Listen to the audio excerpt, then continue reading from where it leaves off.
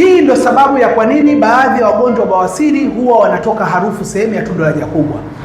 Kama wewe bawasiri yako ni ile ambayo ina kidonda au uchafu ambao unatoka sehemu ya tundu la haja kubwa, lazima patakuwepo na mchanganyiko kati ya jasho pamoja na kile kinyesi ambacho kimebaki katika hiyo njia na kusababisha harufu mbaya. So unaweza kujikuta kwamba unajiosha vizuri, unafanya kila kitu, lakini bado ukivua nguo yako ndani harufu inakuwa ni kali sehemu ya nyuma, lakini pia wewe mwenyewe ukikaa unajihisi kabisa sehemu yako ya nyuma au maumbile yako huku nyuma unahisi kwamba kuna harufu kali. Hiyo inasababishwa na kidonda au uchafu unaotoka katika sehemu hiyo ya bawasiri. Kwa hiyo kama wewe ni mmoja wa watu ambao wanasumbuliwa na bawasiri, chukua namba yangu bayo niweze kukusaidia jinsi ya kutibu bawasiri pasipo kutumia upasuaji wowote, lakini pia pasipo kupata matatizo yoyote.